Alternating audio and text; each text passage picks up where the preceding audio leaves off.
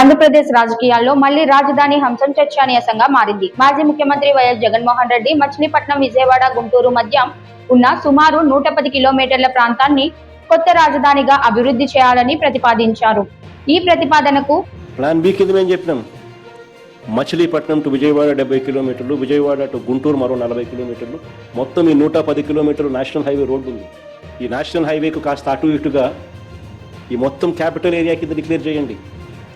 మచిలీపట్నం నుంచి ఎంఏ తీసుకోండి, విజయవాడ నుంచి విఐ తీసుకోండి, గుంటూరు నుంచి GUN తీసుకోండి. మావి గన్ అని పేరు పెట్టండి. మచిలీపట్నం, విజయవాడ, గుంటూరు మావిగన్.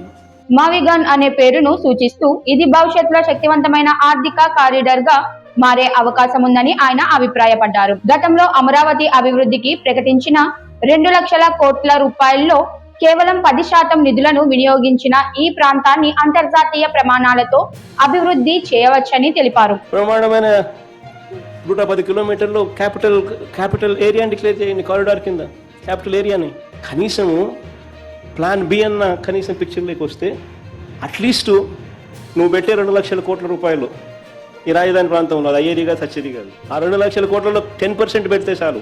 ఈ మచిలీపట్నంకు, ఈ విజయవాడకు, ఈ గుంటూరు మధ్య కనెక్టివిటీ కోసం, రింగ్ రోడ్లు, ఇతరాత్ర పనుల కోసం, ఇతర మౌలిక సదుపాయాలు, చిన్న చిన్న మౌలిక సదుపాయాల కోసం 10% పెడితే చాలు. సముద్ర తీరానికి సమీపం, రవాణా సౌకర్యాలు, వ్యవసాయ మరియు పారిశ్రామిక అవకాశాలు వంటి అంశాలు ఈ ప్రాంతాన్ని ప్రత్యేకంగా నిలబెడతాయని ఆయన పేర్కొన్నారు.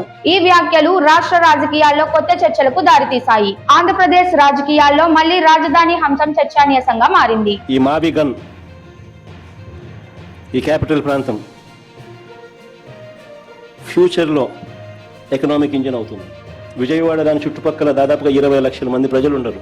గుంటూరులో దాదాపుగా 10 లక్షల మంది ప్రజలు ఉన్నారు. మచిలీపట్నంలో దాదాపుగా 3-4 లక్షల మంది ప్రజలు ఉన్నారు.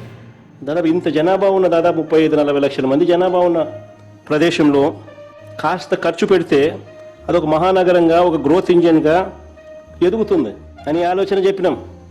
ఇది నచ్చల. మావిగన్ కూడా నచ్చల మీకు.